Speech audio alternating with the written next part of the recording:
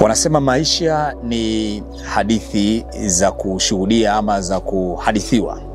Kama haujawahi kushuhudia kitu, basi haujaishi. Na hata kama umeshuhudia kitu, wanasema sio mwisho kama unaendelea kuishi. Yapo mengi ambayo utaweza kuyashuhudia. Mimi nilipo hapa, nipo katika kijiji cha Gidamot, kitongoji cha Waret, na wenyewe wanapenda sana hii Waret ndio isikike sana. Japo unaweza kaanza kijiji. Kitongoji hiki ni maalum kabisa, makazi mapya kwa wale wote ambao waliathirika na yale maporomoko ya Hanai. Kwa hiyo serikali iliwasaidia wananchi wake kama jukumu lake, hivyo kajengea nyumba hapa. Kwa hiyo ni maisha mapya hapa. Kila mtu na hadithi zake, kwa sababu yale ambayo yametokea hawezi kufutika katika maisha yao. Ndio mmoja ya mkazi wa hapa ni Rebeka. Mimi namuita dada, lakini ni mama wa watoto 6. Mmoja kati ya watoto hao ni star wa hapa kijijini, naweza kusema hivyo, Musa. Ndio, na anajulikana zaidi kama Mama Musa. Musa alizaliwa saa 8 baada ya maporomoko. Nataka tusikie hiyo story ama hiyo hadithi ya maisha ya Musa mpaka sasa hivi, lakini vile vile na dada Rebeka ama Mama Musa. Na Musa kwa sasa ana umri wa mwaka 1 na miezi 3. Na jina hilo la Musa limepatikana ni kama alitunukiwa yule katibu tawala wa mkuu wa mkoa wa Singida, Bwana Musa, basi mtoto akaamua aitwe Musa. Kwa mfano, angezaliwa mwanamke mngemuita Queen Sindege? Ndio.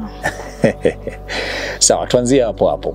Pole lakini na hongera kwa maisha mapya. Asante. Wewe ni mkazi wa wapi ulikuwa? Mimi ni mkazi wa Gendabi. Gendabi. Kabla ya kwenda kule Gendabi, yani ni wapi? Kabla ya kule Gendabi mimi ni mkazi wa Gehandu. Gehandu iko wapi? Mingenyi.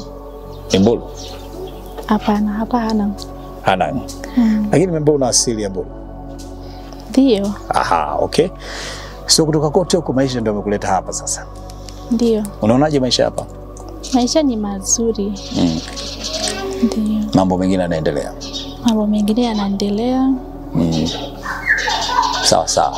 Ukiacha mbali Mbusa, una watoto wangapi jumla tuseme?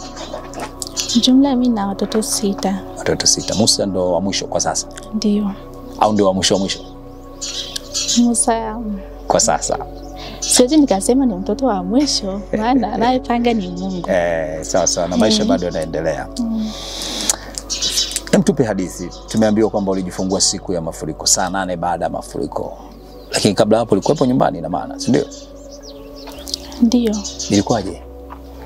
Ilikuwa saa 12 asubuhi. Mimi nilikuwa nimelala. Nimelala na binti yangu mkubwa na yule mdogo Fausta. Baada ya muda kidogo nikasikia mama wa jirani ananiita kwa sauti. Akaniambia, toka nje, tumekufa wote. Basi nikatoka, nikawaamsha watoto, tukatoka. Baada hapo tukajaribu kukimbia. Sasa mimi kwa kuwa siwezi kukimbia, kama mjamzito. Nikawa mjamzito, alafu nina mtoto nimemshika. Bahati mbaya binti yangu akaanguka, akaniambia, mama ninyanyue. Baada ya kujitahidi kunyanyua nikashindwa, nikakutwa hapo na si ni kitu gani, tulikuwa kwenye matope. Ile kitu ikanipiga ikanitupa kule. Basi matope yakanipeleka, nikawaacha watoto. Ndio. Kwa hiyo ikakupeleka mbali kidogo? Ikanipeleka mbali. Baada ya hapo nilikuwa naona nikigeuza hivi juu naona manyumba yanavyoporomoka. Nikirudi chini ndio hivyo sioni. Ila baada ya muda kidogo ikatulia. Ilipotulia kidogo nikajitahidi kutoka. Pale nikashika kachuma fulani, ilikuwa imekita chini. Kidogo ilikuwa mguu wa kushoto umeshikwa na chuma, alafu nikashindwa kidogo kutoka. Baada hapo nikajitahidi nikavuta kwa nguvu. Basi nikatambaa hivi, nikatembea na tumbo. nikatoka nje. Nilipotoka nje nikashindwa hata kutembea hata kunyanyuka, ndio wakaja watu wakanibeba. Hospitali ulipelekwa saa ngapi na ulijua kama umpelekwa hospitali? Nilikuwa najua, lakini nimeshindwa kuongea kutokana na maumivu niliyoyapata. Maana hapo kwenye kifua ni maumivu, alafu huko kwenye miguu yote, ute wa mgongo na mdomo pia nilikuwa natema tu damu. Na hapa kwenye mdomo sasa hivi naongea tu, lakini bado hujakaa sawa vizuri. Sawa. Sijakaa sawa. Pole sana. Ila pia hata na hivyo, hiyo kiunganishi ya juu kwenye mdomo hapo kwenye visi imekatwa kabisa. Pole sana. Asante. Jirani alikuamsha saa 12. Mpaka unapelekwa hospitali ilikuwa ni saa ngapi? Saa 2 usiku. Asubuhi. Aha. Na ulifika hospitali ndio ukajifungua? Hapana. Nilipofika hospitali nilikuwa sijiwezi kabisa. Wakachukua mipira ya moto kwanza, wakaniwekea mipira ya moto. Baada ya hapo kidogo nikawa naelewa kwanza sasa naumia wapi. Baada ya pale nikapelekwa kwenye bafu, nikaogeshwa mara ya kwanza, nikaogeshwa mara ya pili. Ndio hapo sasa kilichoendelea ndo sijui, maana ilinikuta kitu kama sielewi. Yaani naona tu kwa macho lakini kuongea siwezi. Kuna mdada fulani alikuwa karibu yangu, nikamwambia kama una namba ya mchungaji mpigie simu aniombe. Kwa kifupi kama ulikuwa umekata tamaa ya maisha kabisa. Hapo ulikuwa unamwomba Mungu sasa? Ndio. Sawa. Kuelekea kwenye kujifungua, unakumbuka? Nilikuwa nakumbuka, lakini mimi ni mtu wa kubebwa tu. Wakati hata napelekwa kwenye leba nabebwa, kwanza siwezi. Huu mkono siwezi, huku nashikwa, hadi kwenye viungo vyote vya mwili. Sijiwezi kabisa. Na madaktari walikwambia ulijifungua kwa kawaida ama ulifanywa operation? Nilijifungua kwa kawaida. Hongera sana. Asante. Ulikaa hospitali kwa muda gani? Nakumbuka. Nilikaa ni kama vile nimekaa wiki 2, siku 14. Sasa baada hapo ulirudi wapi? Kwa sababu kule ndo makazi yaliharibika. Baada ya hapo nikapangisha tena kwa mwingine. Yaani pale wakati bado nilikuwa tuko kwenye harakati ya kutafuta manyumba ya kuishi. Mtendaji akanichukua nikakaa kwa mtendaji. Yaani kwa baba yake na mtendaji. Ndio. Okay. Kwa uliishi hapo mpaka utaratibu huu ulipofuata? Hapana. Pale nilikaa wiki 2 tena, baada ya wiki 2 nikaenda kupangisha Ming'anyi. Kutoka hapo ulipopangisha ndo ukaja hapa? Ndio. Sawa. Katika familia yako kwako kwenye lile tukio hauna mtu uliompoteza? Hakuna mtu niliompoteza, ni wameumia tu majeraha. Kwa namshukuru sana Mungu kusema hivyo. Pia namshukuru sana Mungu. Namshukuru sana na Mama Samia kwa msaada leo tuletea. Maana nilikuwa tumeshakata tamaa, maana kila kitu ilikuwa imechukuliwa. Mimi binafsi nilikuwa nimeshakata tamaa. Ndio. Ulikuwa unajishughulisha na shughuli gani? Mimi ni mkulima. Unalima nini? Mahindi tu na maharage. Sasa hivi umeshaanza kulima tena? Hapana. Una mpango gani? Maana maisha ndio yameanza. Kurudia maisha yangu, yaani ndo nimeanza maisha sasa. Hapa lakini una bustani hapa Hapa bado kidogo ndo najiweka vizuri. Nilikuwa nimehamia Januari 26. Unaishi na watoto wako wote 6 hapa? Hapana. Mmoja ameenda kujifunza shule ya jirani. Kwa wengine kuna mwingine baba yake amemchukua. Kwa mimi nipo na hao wadogo tu ambao wengine wanasoma. Kwa hiyo uko peke yako na watoto hapo? Niko peke yangu. Baba Musa yuko? Nilikuwa tumeshashindana, ilikuwa kipindi kirefu sana. Wakati una ujauzito? Nilikuwa naishi tu na watoto wangu kipindi cha ujauzito, ndio akanifuata pale nilikokuwa naishi. Akaniambia nitoke niache watoto wake. Ulizaa nao watoto wengine kabla ya Musa, ndio? Mimi nimezaa naye watoto 4. Kwa hiyo mko mmeishi miaka mingi basi kwa namna hiyo? Tumeishi miaka mingi, ndio. Ni mke na mume alikuwa? Au mliamua tu kuishi? Mimi baada ya kupata familia nikaamua kuishi tu na watoto wangu. Sikutaka niwatelekeze tu, maana yeye mwenyewe hana msimamo.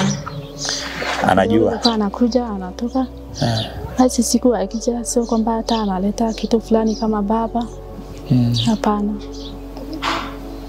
So anajua kama na mtoto anaitwa Musa? Mtoto sawa kwake kabisa. Hata huyu wa mbele yake Fausta. Ni mtoto wa baba mwingine. Sasa huyu baba Musa naye haji, hamtambui mtoto kwa maana hiyo? Alikuwa hajui na mimi sijamwambia. Kwa mpaka sasa hivi hajui? Hajui. Kwa nini ulimficha? Maana mtoto ni wenu wote bana. Au uliona kwa sababu hakutendei vyema kabla hata hujajifungua? Unajua mtoto ni baraka. Na sio vizuri mbebeshe mtu mwingine, maana ilikuwa hatujajipanga. Kwa hiyo mlikuwa sawa ama hamko sawa naye baba Musa? Baba Musa yeye ana familia yake. Kwa maana mimi sikutaka hata kumebesha mzigo ambao nisije nikavunja ndoa ya watu. Sawa, hilo swala la ndoa lipo, lakini si amezana wewe huduma nyingine na anafahamu, yani ule ukaribu, ama pia mlitibuana? Hapana, mimi sikufuatilia. Sababu na watoto nayo 2, si ndio? Hapana. Ni huyo Musa? Ni huyo mmoja. Yule mwingine alikuwa kwa mwingine. Sawa. Sasa maisha nendaje? Watoto wote hao walobaki na wanaonekana baba zao kama hawajali, na hujaanza kulima tena? Sijaanza kulima sababu mimi nilikuwa nimewekeza vitu vyangu vyote kule. Sasa baada ya uharibifu sikuwa na chochote kile. Umejifunza nini kwenye maisha? Kwenye maisha yanataka moyo. Changamoto ipo, ni sehemu ya maisha. Safi sana. Ukimwangalia Musa ni mtoto aina gani? Kuna kitu gani unakitabiri mbele yake labda? Ukiangalia Musa, yani ninapata faraja. Kwa sababu ni mtoto ambaye sikutegemea kabisa. Kwanza hata kipindi kile nilimwambia kwanza nesi hebu nipime, maana nilichokisubiri ni tofauti. Baada hapo akaniambia hata hamna shida, mbona yupo. Kwani ulisubiri nini? Nilikuwa nahuzunika tu. Kutokana na zile dhuruba na nini, ukajua pengine labda ungempoteza mtoto. Ndio. Mungu ni mkubwa sana. Mungu ni mwema. Una watoto wangapi wa kiume? Na watoto 3. Wa kiume. Sawa, unaona faraja kwa Musa ni yeye mwenyewe, unamtabiria vipi Musa? Najua ni mdogo sana kutambua, lakini unaona kitu gani labda anaweza kaja kuwa mtu fulani hivi na tabia zake zikoje? Kwa sababu mama unagundua watoto wao. Mpole sana, mtundu hivi ama yukoje? Musa ni mtu wa watu kwa ujumla. Legend mwenyewe. Natamani awe kiongozi. Sawa sana. Kwa hiyo mtaa wewe ni maarufu? Mtaa Mama Jaliwa ndo anapokaa Mama Musa. Kwa hapa story ni Mama Musa tu. Ndio hivyo. Bibi Musa anaingia kwenye nyumba za wengineo kwa majirani huko? Wanampenda pia. Sinaona kama wanaocheza na wenzake wako vizuri tu. Sawa. Basi Rebecca, sisi tunashukuru sana. Mungu akubariki. Lakini hicho ulichokisema pengine kuna mtu anaweza akataka atoe msaada hivi wote kusaidia mambo ya kiuchumi na nini, hata kilimo huko. Kama ungeridhia ungetoa namba yako ya simu watu waweze kukutafuta. Namba yangu ya simu ni 06 89 21 19 69. Sawa, asante sana na sisi tunakutakia maisha mema. Pengine siku nyingine tukija stories zitakuwa zimebadilika hapa. Asante. Sawa. Yeah, kama mtu ataguswa labda kunisaidia. Ndio.